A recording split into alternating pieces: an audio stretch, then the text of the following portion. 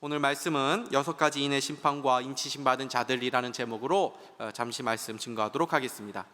오늘 우리가 7장을 읽었습니다. 사실 오늘 읽어야 될 본문은 6장부터 읽어야 되는 것인데 너무 길어서 이 마지막 부분만 제가 읽은 것입니다. 6장에서 대략 이제 한 16장까지 이제 본격적으로 하나님이 세상을 심판하시는 그 심판이 나옵니다. 이 심판은 7인, 7나팔, 7대접 이렇게 세 부분으로 구성이 된다라고 말씀을 드렸습니다. 그 중에서 오늘 본문 6장은 이제 7인 중에서 본격적인 이 심판이 떼기 시작하는 것으로 이제 나오게 되는데 6장에서는 7인 중에서 6인이 떼면서 나오는 심판이 나옵니다. 그럼 마지막 7번째 인은 어디 나오느냐? 7장을 건너뛰어서 8장에 가면은 이제 7번째 인을 떼면서 나오는 심판이 나오게 됩니다. 그래서 오늘은 이 6가지의 인의 심판을 살펴보려고 하는데 이것을 좀 구분해서 첫 번째부터 네 번째 인을 뗄 때까지 나오는 심판과 그 다음에 5번째 인을 뗄 때 나오는 것, 그리고 마지막 6번째 인을 뗄 때 나오는 심판, 이렇게 세 덩어리로 말씀을 드리고 말씀을 드리고 마치려고 합니다. 먼저 첫 번째 인을 뗄 때에 이 흰 말과 또 그 말을 탄 자가 나옵니다. 2절 말씀이죠. 이에 내가 보니 흰 말이 있는데 그 탄 자가 활을 가졌고 면류관을 받고 나아가서 이기고 또 이기려고 하더라. 사실 요한계시록에서 이 2절, 9절 말씀이 굉장히 많은 논란이 되는 구절 중에 하나입니다. 제가 이 요한계시록을 준비하면서 복음주의 진영에 있는 그리고 가장 권위 있는 그 학자들의 책 한 7, 8권 정도를 참고해서 말씀을 준비를 하는데 개혁주의요 복음주의 그 안에서조차도 이 해석이 다른 경우들이 종종 있습니다. 상반되게 해석하는 경우들이 있습니다. 바로 이런 구절들인데 이 안에서 이제 이 흰말과 탄자가 누구냐라고 했을 때 어떤 분들은 그리스도다라고 해석하는 경우가 있고 또 어떤 분은 오히려 완전히 반대로 적그리스도라고 해석하는 사람들도 있습니다. 그러나 여기서 중요한 것은 이 존재가 누구인가 하는 것보다도 이 심판의 성격에 대해서 우리가 살펴보는 것이 좋을 것 같다는 생각이 있습니다.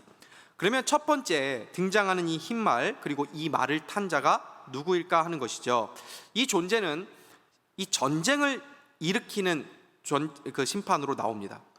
그리고 둘째로 나오는 자는 붉은 말을 탄 자로 나오는데 그가 하는 일이 무엇입니까? 4절 보면 이렇게 나와 있습니다. 이에 다른 붉은 말이 나오더라. 그 탄 자가 허락을 받아 땅에서 화평을 제하여 버리며 서로 죽이게 하고 또 큰 칼을 받았더라. 이 붉은 빛이라는 것은 바로 이 피 흘림을 상징하는 것인데 이 둘째인의 심판은 이제 전쟁과 조금 다르게 어떤 심각한 분열, 갈등, 그리고 유혈 사태, 어떤 내전으로 인한 그러한 끔찍한 어떤 피가 이제 발생되는 일들을 의미한다라고 볼 수 있습니다.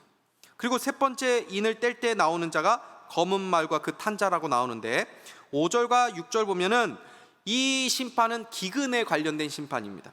6절 말씀은 이렇게 되어 있죠. 내가 내 생물 사이로부터 나오는 듯한 음성을 들으니 이르되 한 데나리온의 밀 한 대요 한 데나리온의 보리 석대로다. 또 감람류와 포도주는 해치지 말라 하더라. 당시 한 데나리온은 한 그 노동자의 하루의 품삯이라고 대부분 그렇게 봅니다. 한 노동자가 하루 일해서 한 데나리온을 버는데 이 데나리온 가지고 얼마나 살 수 있냐면 밀 한 대를 산다는 것입니다. 근데 밀 한 대는 한 사람이 하루 먹을 수 있는 양입니다. 근데 밀 한 대보다 밀보다 조금 질이 떨어지는 보리는 석 대를 살 수 있다는 거죠. 당시 한 노동자가 하루 벌어서 버르면 한 가족이 전체는 먹고 살아야 되지 않습니까? 근데 한 사람밖에 먹을 양을 살 수 없다는 것입니다. 한 사람이 벌어서 하루를 벌어서. 그러니까 얼마나 경제적으로 극심한 상황에 있느냐라는 것이죠. 원래 그 가격으로 그만큼 살 수 있는 건 아니었습니다. 한 데나리온이 밀 한 대를 살 수 있는 것이 아니라 이것은 8배에서 10배 이상의 물가가 상승했다는 것을 사실 보여주는 것입니다. 이거 가지고 도저히 생활이 안 된다는 것을 알려주는 것이죠. 망한 나라를 보면 돈을 엄청 이렇게 싸들머 가서도 뭐 음식을 조금밖에 사오지 못하지 않습니까? 이 인플레이션이 극심해지는 것입니다. 그리고 감람류와 포도주는 해치지 말라 이렇게 되어 있는데, 여기에는 해석이 크게 두 가지로 갈립니다. 하나는 감람류와 이 포도주를 부자들만이 누릴 수 있는 어떤 사치품으로 보는 견해입니다. 이렇게 보게 되면 어떻게 됩니까? 가장 경제적으로 어려워지면 서민들이 제일 먼저 이 타격을 받지 않습니까? 그러면은 서민들은 정말 먹고 살기가 어려워서 막 굶어 죽어가고 있는데, 부자들은 그 어려움을 크게 겪지 않는 그 빈익빈, 부익빈의 현상이 일어난다라고 볼 수 있는 것이죠. 경제가 어려워지면 서민들이 많이 힘들지 않습니까? 그런데 부자들을 보면은 불황이 없다라는 것입니다. 불황 중에서 막 최고급 호텔이나 그런 최고급 식당 같은 데 보면은 예약이 힘든다고 그렇게 말을 하지 않습니까? 이러한 빈부격차가 굉장히 심화되는 현상이 이 말세 때 일어난다라는 것을 보여준다라는 것입니다. 또 하나의 다른 해석이 있는데, 감람류와 이 포도주를 기본 생활용품으로 보는 것입니다. 이렇게 보면은 어떻게 이것을 이해할 수 있게 됩니까? 하나님께서 그런 극심한 경제적인 그런 심판을 내리시지만 그 심판 가운데서도 긍휼을 베푸시는 그런 하나님을 볼 수 있다라고 또 말할 수도 있는 것입니다. 어찌되었건 여기서 분명한 것 하나는 이 심판이 기근에 관한 심판이라는 것입니다. 그리고 네 번째 인의 심판은 무엇입니까? 청황색 말과 그 탄자입니다. 이 청황색은 시체의 그 창백한 엷은 녹색을 의미합니다. 그래서 이 심판은 사망을 상징합니다. 8절 말씀 한번 보겠습니다. 내가 보매 청황색 말이 나오는데 그 탄자의 이름은 사망이니 음부가 그 뒤를 따르더라. 그들이 땅 4분의 1의 권세를 얻어 검과 흉년과 사망과 땅의 짐승들로서 죽이더라. 근데 여기서의 사망은 단순히 나이 들어서 죽어가는 그런 것을 말하는 것이 아니라 질병이나 어떤 전염병으로 인해서 죽는 것을 가리키는 말입니다. 이 네 가지의 심판과 재앙이 보여주는 것이 결국 무엇입니까? 예수 그리스도의 재림 전에 이 땅에 일어나는 현상들을 말하는 것입니다. 그러한 고통들을 겪게 된다는 것입니다. 여기서 우리가 한 가지 오해를 좀 풀었으면 좋겠습니다. 많은 사람들이 요한계시록에 나오는 심판을 종말의 때에 일어날 심판으로 봅니다. 맞는 말입니다. 그런데 여기서 말하는 이 종말이라는 개념을 우리가 좀 더 정확하게 이해할 필요가 있습니다. 성경에서 말하는 종말 또는 말세라는 말은 예수님이 오시기 직전의 시간, 혹은 아직은 다가오지 않았지만 앞으로 다가올 어떠한 날을 말하는 것이 아닙니다. 당시 신약 성경을 썼던 성경 저자들, 그리고 초대교회 성도들은 자기들이 살고 있던 시대가 바로 말세요, 주님이 곧 재림할 때라고 굳게 믿었던 사람들이었습니다. 그래서 베드로 사도 같은 경우 베드로전서 4장 7절 이렇게 말씀하고 있지 않습니까? 만물의 마지막에 가까이 왔으니 그러므로 너희는 정신을 차리고 근신하여 기도하라. 베드로 사도뿐이 아니라 성경의 수많은 이 말세에 대해서 기록하고 있는 성경들을 보면은 마치 지금 당장 주님이 재림하실 것처럼 지금이 말세라고 그렇게 말씀하는 구절들이 굉장히 많습니다. 이것이 무엇을 의미하는 것입니까? 성경이 예수님께서 이 땅에 오시는 초림부터 시작해서 이미 세상의 종말이 시작되었다라는 것을 알려주는 것입니다. 그런 의미에서 요한계시록이 보여주는 이 심판은 다가올 심판이라기보다는 이미 하나님의 심판으로서 죄로 인해서 고통을 당하는 인류 전체의 모습을 보여준다라고 볼 수 있는 것입니다. 계시록에 나오는 재앙들을 예수님의 재림과 관련된 어떤 징조로 읽으면 자꾸 시한부 종말론자들의 주장에 귀를 기울이게 됩니다. 어떤 분들은 코로나가 주님의 재림의 징조가 아닌가 이렇게 생각하시는 분들이 계십니다. 저는 아니라고 생각합니다. 물론 지금 주님의 뜻에 따라서 주님이 재림하실 수 있습니다. 그러나 코로나가 주님의 재림의 직전에 일어나는 어떤 징조다라고 말할 수는 없는 것입니다. 늘 우리는 주님 맞을 준비하며 살아가는 사람들이어야 합니다. 그렇게 늘 주님 맞이하며 살아가는 사람들은 어떤 특정한 재난이 생길 때마다 예수님이 오실 때가 되었다고 주장하는 사람들의 말에 귀를 기울일 필요가 없습니다. 이런 말에 귀를 기울이게 되면은 뭔가 예수님의 재림을 준비하기 위해서 특별한 행동을 해야 할 것처럼 생각하기 쉽기 때문입니다. 그러나 예수님께서는 언제든지 오실 수 있는 것입니다. 그렇기 때문에 주님은 항상 우리에게 항상 깨어 있으라 라고 말씀한 것입니다. 뭔가 특정한 일이 일어났다고 해서 그때 정신을 차리는 것이 아니라 우리는 늘 하던 대로 일상생활 하면서 주님 사랑하고 이웃 사랑하는 마음으로 성실하게 살면 되는 것입니다. 우주적 종말이 아니라고 해도 우리는 언젠가 우리 모두 개인적으로 주님 앞에 설 그 개인적인 종말을 맞이할 날이 언제 올지 알 수 없는 사람들 아닙니까? 그러므로 우주적 종말과 상관없이 우리는 항상 주님을 맞을 준비를 하고 살아가면 되는 것입니다. 지금 4가지 말과 탄 자들의 심판이 나오고 있는데 가장 대표적으로 전쟁, 큰 분열과 갈등, 기근과 전염병 이렇게 나오고 있죠. 이것만 생각해 보면은 지금이 바로 예수님이 재림하실 때가 되었구나 라고 생각하기가 쉬울 것입니다. 전쟁이 지금 딱 일어나고 있죠. 큰 분열과 갈등이 지금 심화되어 가고 있죠. 전염병이 돌고 있죠. 얼마나 딱 맞습니까? 그런데 한번 생각해 보십시오. 지금뿐이었습니까? 이런 일들이 지금만 있었습니까? 아닙니다. 오히려 전쟁, 기근, 전염병 같은 재앙들은 지금보다 과거 때 훨씬 더 많았습니다. 아담이 타락하여 죄가 들어와서 땅이 가시덤불을 내고 엉겅퀴를 낸 이후 끊임없이 인류 가운데 있어온 것들입니다. 계시록에 나오는 모든 심판은 지금 우리가 사는 이 세상이 어떤 곳인지를 알려주는 것입니다. 예수 그리스도께서 이 땅에 오시기 전까지 이러한 재앙의 소식들이 끊임없이 일어나는 이 세상이 바로 이 종말의 때를 살아가는 우리들의 삶이라는 것을 말씀해 주는 것입니다. 예전에 전도를 하다가 어떤 대학생이 이런 질문을 저에게 하더라고요. 저는 이 세상을 보면 하나님이 계시다고 도저히 인정할 수가 없습니다. 죄가 없는 사람들이 너무나도 정말 비참하고 억울하고 고통당하고 죽어가는 경우들 이 세상에서 너무나도 많이 보게 되기 때문입니다. 세월호 사건을 보십시오. 하나님이 계시다면 어떻게 이렇게 비참한 일들이 벌어질 수 있겠습니까? 그러더라고요. 그러나 이 세상의 고통과 비참함은 하나님 탓이 아닙니다. 죄의 심판이라는 것입니다. 그러므로 우리는 이 땅의 재앙과 고통을 보면서 그리고 그것을 우리가 경험하면서 이것이 바로 죄로 인한 우리의 삶이구나, 죄로 인한 결과구나 라고 생각하고 하나님의 은혜를 고대하고 또 주님의 재림을 기다려야 하는 것입니다. 산상교회 주변을 보면 얼마나 아름답습니까? 자연환경이 너무 좋지요. 그런데 여름에는 모기가 참 무섭더라고요. 언제 물렸는지 모르게 물려 있습니다. 그런데 모기에 물릴 때마다 우리가 무엇을 생각해야 됩니까? 원래 이렇게 너도 남에게 고통을 주는 존재가 아니었는데 다 인간 때문에 남에게 고통 주는 존재가 되었구나, 미안하구나, 그렇게 해야 됩니다. 이놈의 모기 이게 아니고 미안하다, 사람 때문에 너도 이런 남에게 고통 주는 괴롭히는 존재가 되었구나. 그러면서 우리가 이 죄에 대한 결과들 다 이것을 보면서 인내하고 예수 그리스도로 인해서 새 창조가 이루어질 그 날을 사모하면서 기다리는 것이 우리의 성도들의 모습이라는 것입니다. 그렇다면 예수님의 재림은 왜 이렇게 더딘 것입니까?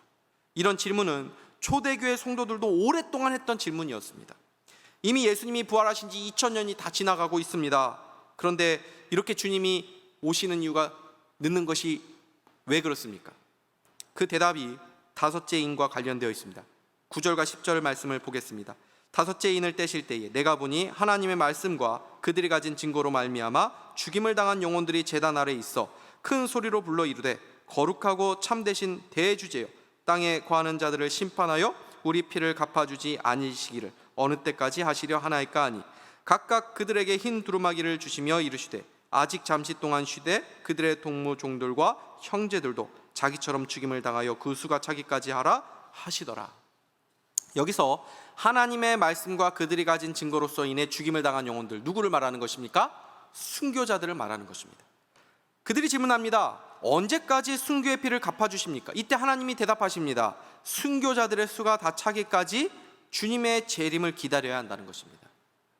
하나님께서 창세 전에 택하신 하나님의 백성들의 수가 있습니다. 그런데 그 숫자가 아직 채워지지 않았다는 것입니다. 여러분, 순교만큼 헛되어 보이는 죽음이 또 어디 있습니까? 우리가 잘 아는 짐 엘리엇이라는 순교자가 있습니다. 그 이야기를 아시죠?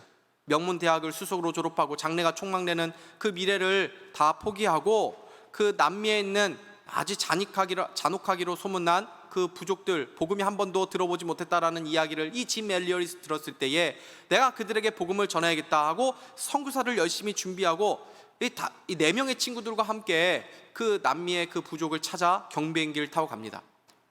경비행기가 내려가야 될 그 착륙 지점을 찾는데 찾지를 못하니까 그 모래사장에다 착륙을 시도하지 않습니까? 거기에 착륙하면 두 번 다시 그 경비행기를 타고 다시 돌아올 수 없을 것이라고 생각을 했지만 그렇게 거기에 착륙을 합니다.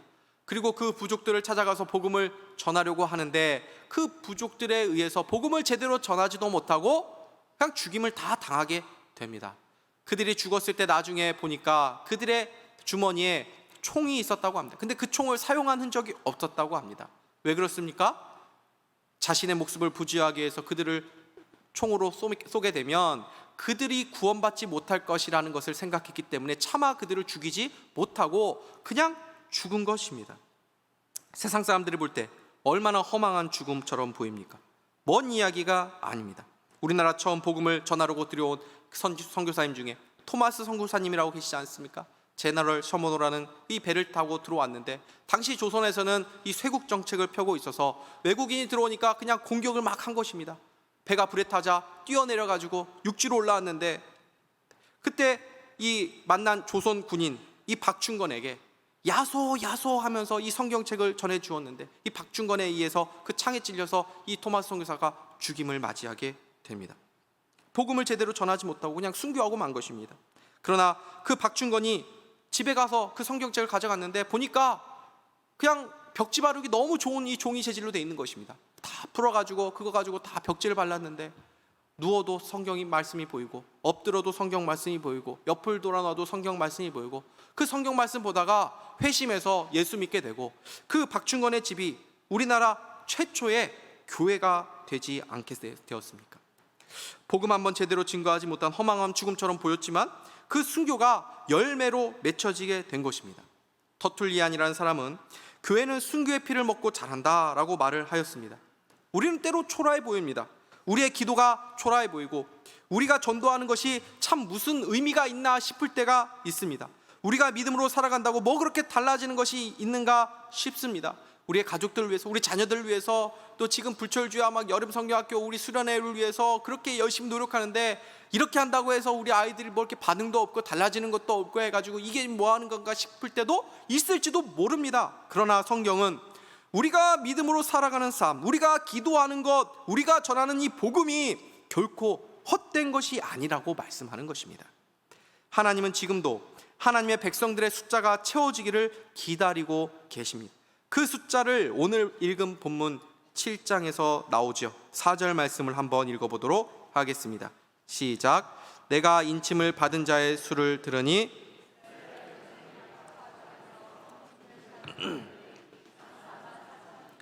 신천지나 많은 이단들은 이 14만 4천의 숫자를 문자적으로 해석을 합니다. 그래서 자기의 집단으로 빨리 그 숫자가 차기 전까지 들어오라고 그렇게 유혹을 하는 것입니다. 그러나 이것은 문자적인 숫자가 아니라 상징적인 숫자입니다. 문자적으로 해석을 하게 되면 많은 문제들이 발생되게 됩니다. 가장 먼저는 이 구원받는 자가 남자들만 구원받게 될 수밖에 없습니다. 왜요? 성경에서 말하는 이 숫자는 다 남자를 계수한 것이기 때문에 그렇습니다. 더 큰 문제가 또 있습니다.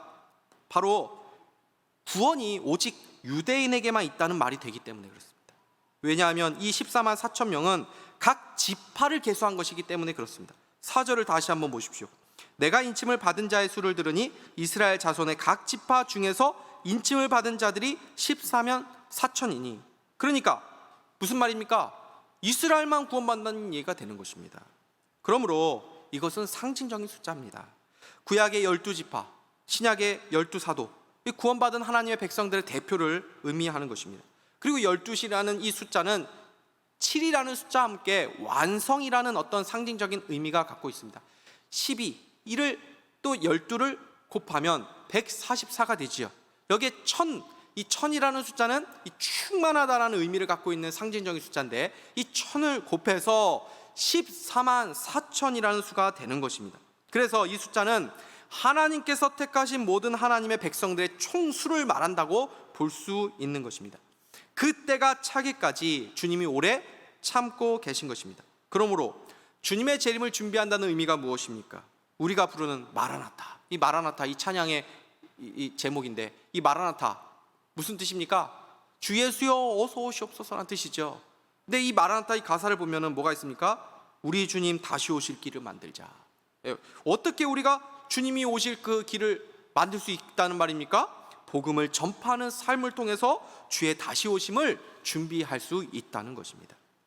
이제 마지막으로 6번째 인을 떼어지게 됩니다. 그 6번째 인은 그 전의 심판과는 차원이 다른 재앙입니다. 12절에서 17절을 보시면 이렇게 되어 있습니다.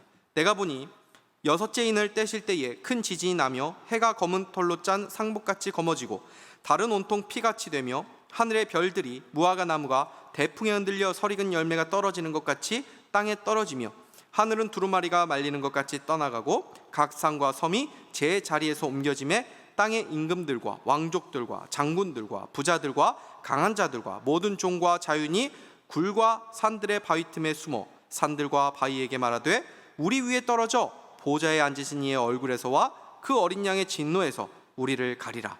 그들의 진노에 큰 날이 이르렀으니 누가 능히 서리요 하더라.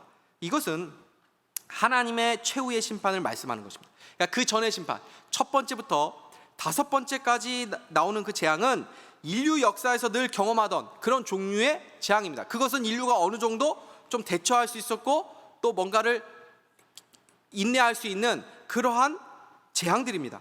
그러나 지금 6번째 인을 떼게 될 때에 임하게 되는 이 심판은 전혀 차원이 다른 것입니다. 이것은 인류 역사에서 한 번도 경험해 보지 못한 전무후무한 최후의 심판의 모습을 보여줍니다.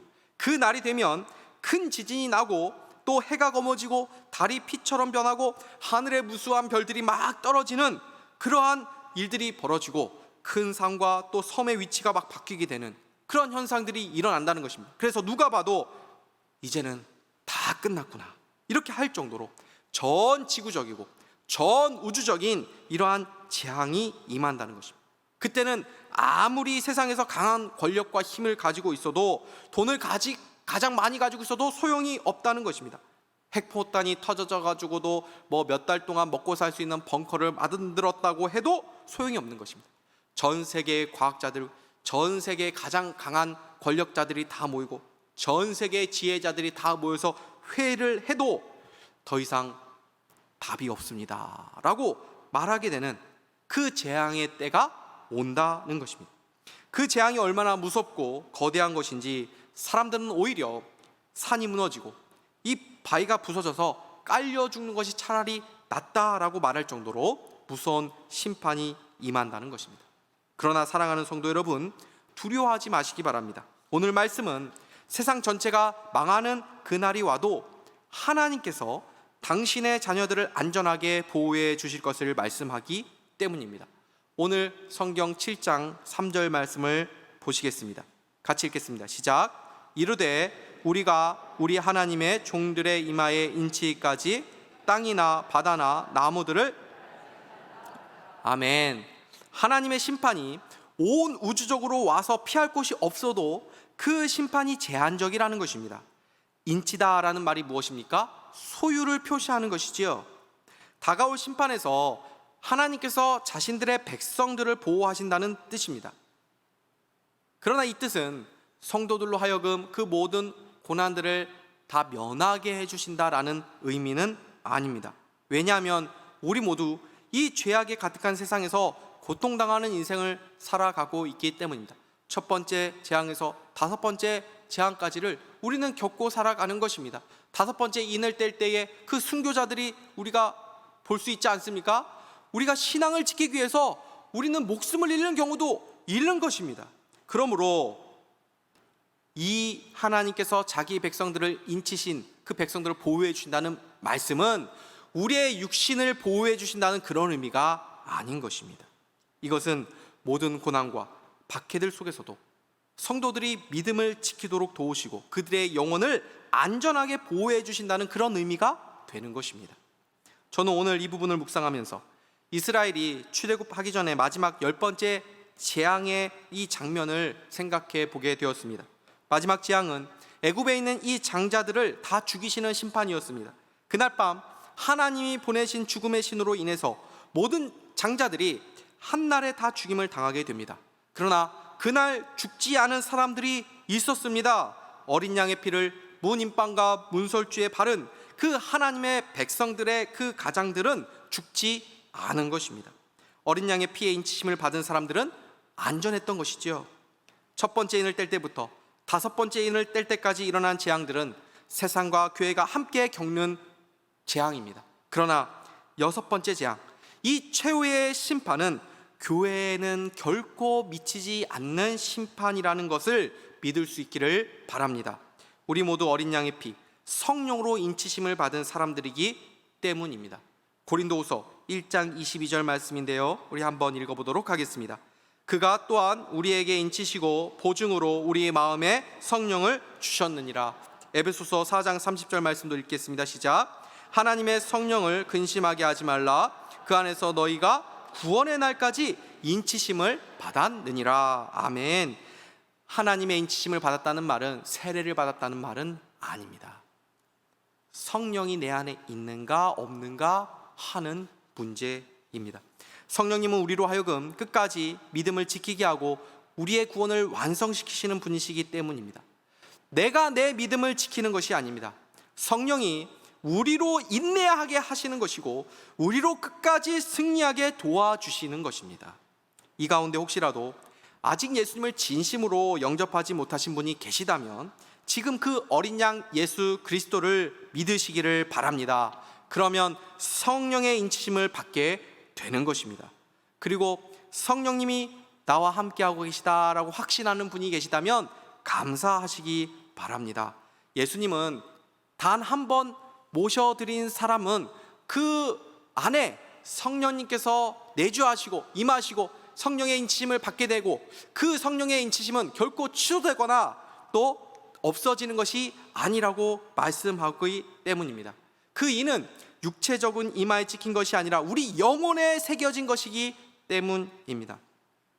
풀무불에 들어가도 머리털 하나 상치 않은 다니엘의 세 친구처럼 세상이 다 불탄다고 하더라도 우리는 안전할 것입니다. 우리는 이 믿음을 가지고 세상을 살아가는 사람들입니다. 세상이 다 무너진다고 하더라도, 산이 다 없어진다고 하더라도, 바다가 다 일어난다 할지라도 우리 주님은 주님의 소유된 우리들을 끝까지 지키시고 보호해 주실 줄 믿으시기를 바랍니다. 이 확신 가지시고 세상에 주눅들지 마시고 담대하게 주님이 언제 오시든 늘 맞이할 준비하면서 그렇게 믿음으로 살아가는 저와 여러분 다 될 수 있기를 주님의 이름으로 축복합니다. 기도하시겠습니다. 하나님 아버지 감사합니다. 우리가 예수 그리스도를 믿고 성령의 인치심을 받은 자가 되어서 주의 재림을 맞이할 준비를 하게 해주신 것을 감사합니다. 우리가 우리 믿음 붙잡고 사는 것이 아니라 내 안에 계신 성령님께서 우리를 천국으로 인도해 주실 것을 믿사오니 이 믿음 가지고 주님 재림하실 그날 바라보면서 주님 사랑하고 사랑으로 복음을 전파하면서 하루하루 깨어 살아가는 지혜로운 우리 모두가 되게 하여 주시옵소서. 예수 그리스도의 이름으로 기도하옵나이다. 아멘.